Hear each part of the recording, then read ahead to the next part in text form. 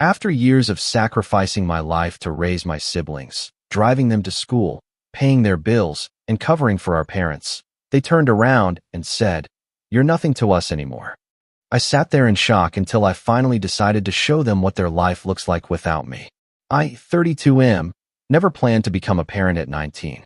But when your mother walks out and your father decides whiskey is more important than his kids, you don't really get a choice. The day she left, I was supposed to start college. Full scholarship to study engineering, dorm room already assigned, bags packed. Instead, I was standing in our kitchen at 6 in the morning, making breakfast for 3 terrified kids who kept asking when mom was coming back. My youngest sibling was only 4 years old then. The middle one was 7. The oldest of the 3 was 9. They looked at me like I had answers. I didn't go to college that fall, or the next one, or ever. Those first years were brutal. I picked up 2 jobs, one at a warehouse during the day, another stocking shelves at night. I learned to cook by watching YouTube videos on my cracked phone screen. I learned to braid hair, sign permission slips, and explain why Dad couldn't make it to parent-teacher conferences. I became fluent in lies that protected them from the truth, that our father was usually passed out by 7, and our mother had started a new family 3 states away. I drove them everywhere. School, doctor's appointments, friends' houses, birthday parties. My beat-up Honda became a second home. I'd wait in parking lots doing inventory counts on my laptop, catching 20-minute naps between drop-offs and pickups. I missed my own birthday 4 years in a row because it always fell during midterms or science fairs or some crisis that needed handling. The bills never stopped. Rent, utilities, groceries, school supplies, medical expenses, car insurance, phone bills. I paid for everything. Dad's disability check barely covered his own needs, and even that was generous. Most of it went to the liquor store. I worked myself into exhaustion, took on extra shifts, learned to stretch a dollar until it screamed. I covered for our parents constantly. When teachers asked about Mom, I'd smile and say she was working overseas. When coaches wondered why Dad never showed up, I'd explain he had a bad back and couldn't sit on bleachers. I became an expert at fabricating normalcy, at making sure nobody looked too closely at our situation. The alternative was foster care, split up, strangers raising them. I couldn't let that happen. 13 years. That's how long I did this. 13 years of putting my life on hold, of watching friends move away and build careers and fall in love while I stayed in the same apartment, working the same dead-end jobs, making sure 3 kids I didn't birth had everything they needed. And they thrived. The youngest got into a prestigious university with a pre-med track. The middle one earned a full ride for athletics to a state school. The oldest started at a community college and was already talking about transferring to finish a business degree. I was so proud I could barely breathe sometimes. 3 months ago, we all gathered for Sunday dinner. It had become our tradition, the one time each month when everyone came home. I'd spent the morning cooking their favorite foods, cleaning the apartment until it shined, excited to hear about their lives. The youngest arrived first, barely looking up from their phone. The middle one showed up an hour late. The oldest came with their partner, someone I'd never met despite them dating for 6 months. We sat around the table, and I asked about classes, about games, about internships. I got one-word answers and impatient sighs. Then the oldest cleared their throat and said they needed to talk to me about something. The other 2 suddenly paid attention, and I realized this was planned. Rehearsed. They'd discussed this without me. The oldest explained that they'd been talking, and they felt it was time for some boundaries. They were adults now, building their own lives, and they needed space to figure out who they were without me hovering. The middle one jumped in, saying I was too involved, too controlling, always checking in and asking questions. The youngest nodded along, adding that they appreciated everything I'd done, but it was time for me to focus on my own life now. I sat there, fork halfway to my mouth, trying to process. I asked what they meant by boundaries. The oldest said they'd prefer if I didn't call or text unless it was an emergency. The middle one said they'd reach out when they had time, but I shouldn't expect weekly updates anymore. The youngest said Sunday dinners were becoming an obligation rather than something they enjoyed, so maybe we should make them less frequent. I asked if I'd done something wrong. They exchanged glances, and the oldest said this wasn't about me. It was about them needing independence. I reminded them I'd never stopped them from being independent. I'd encouraged it, paid for it, sacrificed everything to make it possible. The middle one's expression hardened, and they said that was exactly the problem. I was always bringing up what I'd done, making them feel guilty, using my sacrifices as leverage. Something cold settled in my chest. I asked if that's really what they thought, that I'd spent 13 years raising them just to hold it over their heads. The youngest shifted uncomfortably and said nobody asked me to do all that. They would have been fine. Maybe foster care wouldn't have been so bad.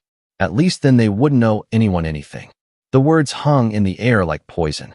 I looked at each of them, these people I'd clothed and fed and loved, searching for some recognition of how insane that statement was. The oldest wouldn't meet my eyes. The middle one stared at their plate. The youngest just shrugged. I asked if they remembered what it was like before. Did they remember eating cereal for dinner 3 nights in a row because Dad forgot to buy groceries? Did they remember wearing shoes with holes because there was no money for new ones? Did they remember the time our power got shut off in January and we slept in our coats? The oldest said those were just stories I told to make myself look like a hero. They barely remembered most of it. So how bad could it really have been? I stood up from the table. My hands were shaking. I told them they were right. I didn't need to focus on my own life. And I was going to start immediately. The middle one asked what that meant, and I said it meant exactly what they'd asked for. Boundaries. Space. Independence.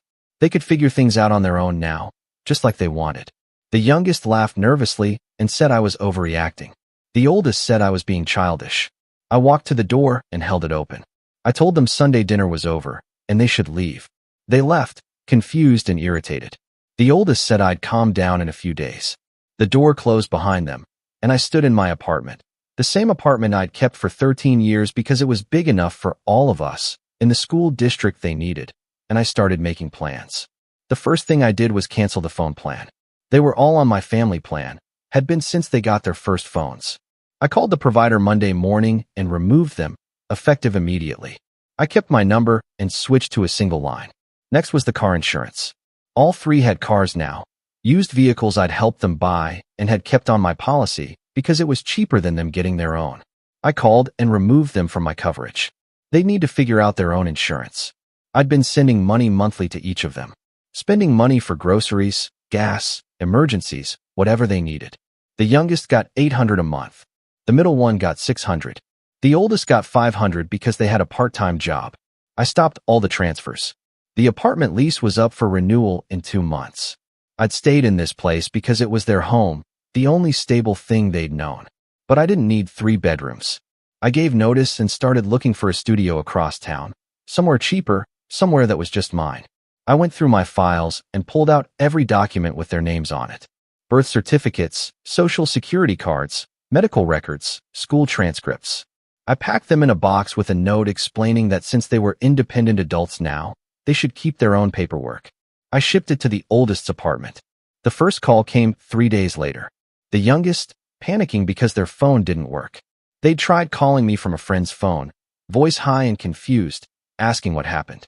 I explained calmly that they were adults now and needed their own phone plan. They sputtered something about not having money for that, and I suggested they figure it out like other adults do. They hung up angry. The middle one called next, using the oldest's phone. Their car insurance had lapsed, and they'd gotten pulled over. The ticket was expensive, and now they couldn't drive until they had coverage. They demanded to know why I'd removed them without warning. I asked if they'd given me warning before announcing they wanted nothing to do with me. Silence. Then they said this was different. This was practical stuff. I told them practical stuff was part of being an independent adult. They called me petty and hung up. The oldest showed up at my apartment a week later. They'd received the box of documents and wanted to know what my problem was. I invited them in, offered coffee, acted completely calm. They refused the coffee and said I was being ridiculous. The younger 2 were struggling, their phone situation was a mess, and the middle one might lose their scholarship if they couldn't get to practice. I listened, nodded, and said that sounded stressful. They should help their siblings figure it out. The oldest stared at me and asked if I was serious. I said I'd never been more serious. They'd made it clear I was too involved, so I was stepping back like they'd asked. They said I knew that wasn't what they meant. I asked what they did mean then. What exactly did they want from me? The oldest struggled to answer.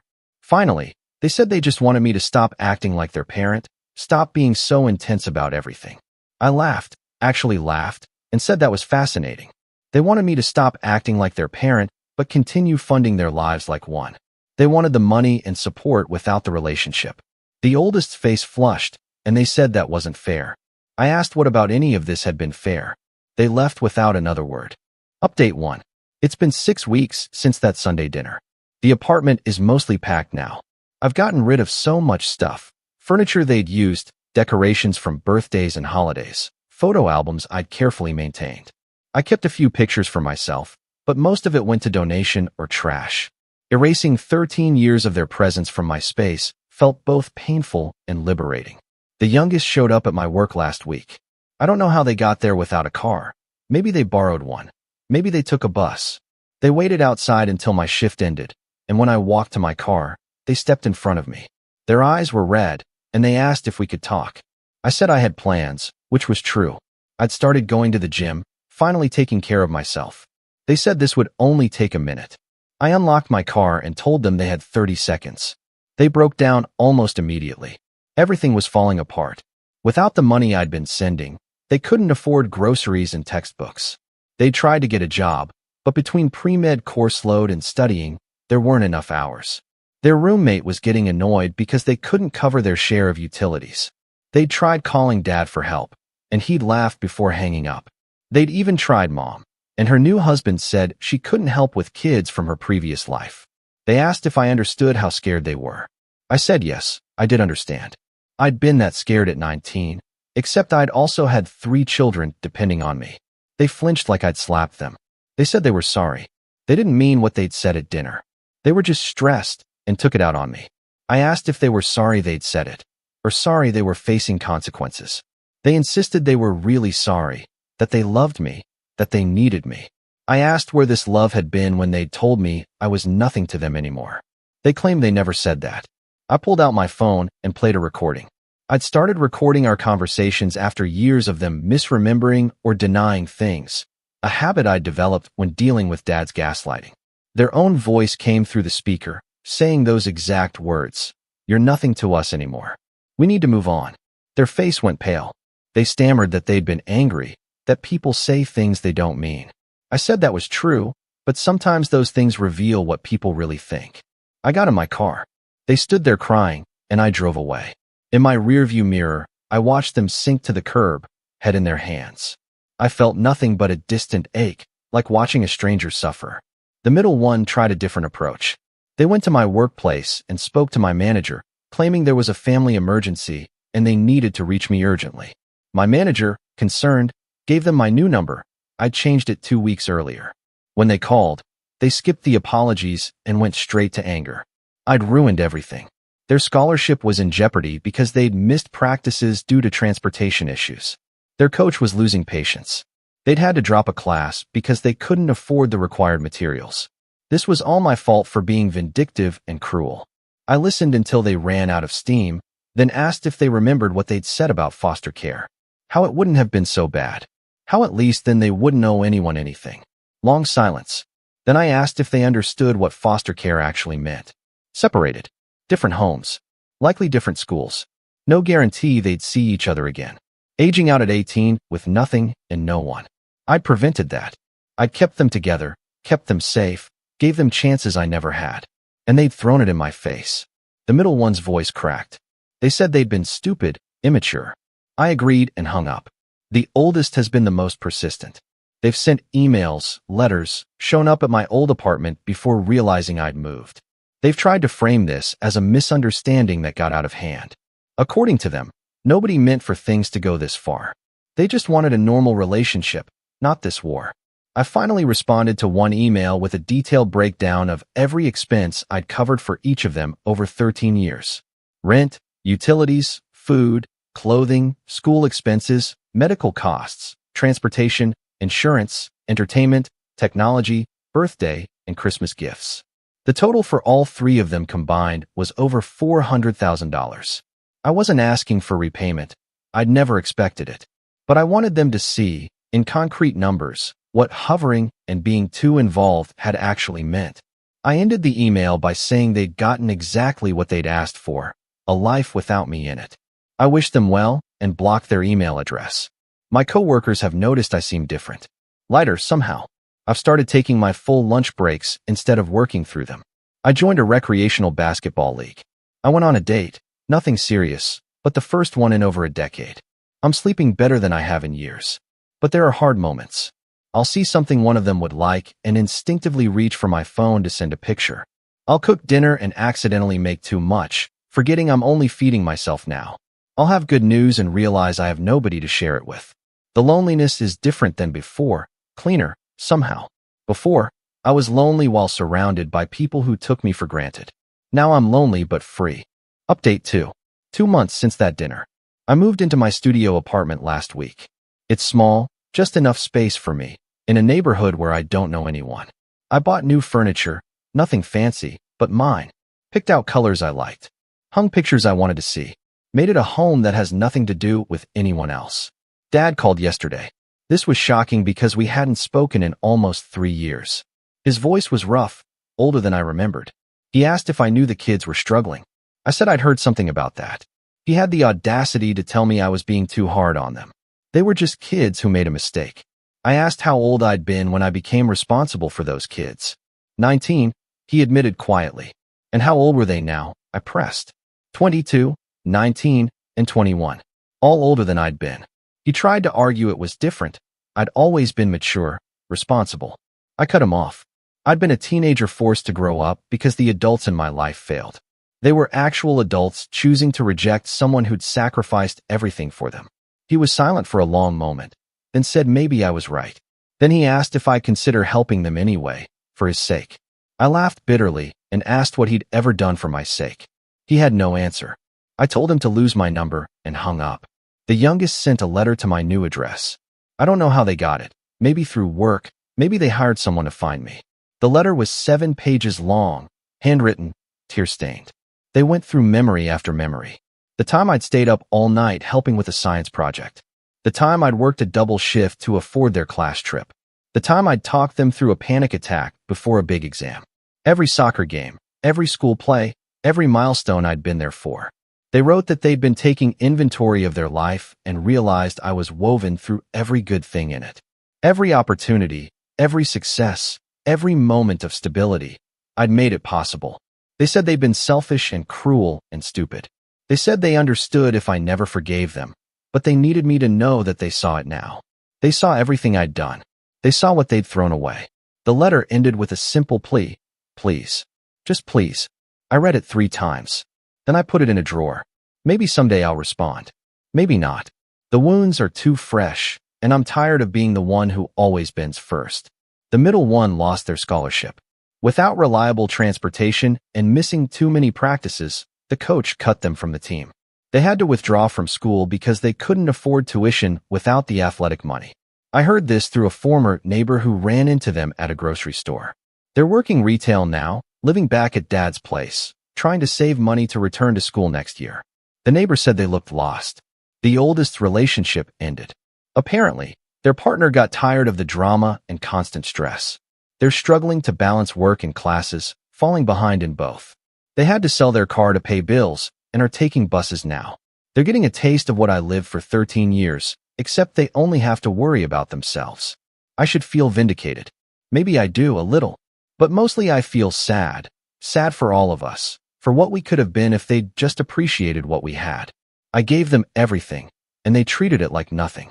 Now they have nothing, and they finally understand the difference. I've started therapy. My therapist asked if I felt guilty about cutting them off. I said no. She asked if I missed them. I said yes. She asked if those feelings contradicted each other. I said I didn't think they did. You can miss people and still know that keeping them in your life would destroy you.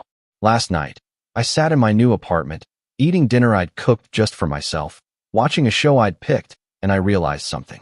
For the first time since I was 19 years old, I'm living my life. Not the life I inherited, not the life I was forced into, but mine. It's smaller than I'd once dreamed. I'm starting over at 32 with nothing but my freedom. But it's mine. They taught me that blood doesn't guarantee loyalty, and sacrifice doesn't guarantee gratitude. I taught them that some bridges, once burned, can't be rebuilt. Maybe someday we'll find our way back to each other. Maybe we won't. Either way, I'm done sacrificing myself for people who don't value the sacrifice. I'm finally living for me, and that's going to have to be enough.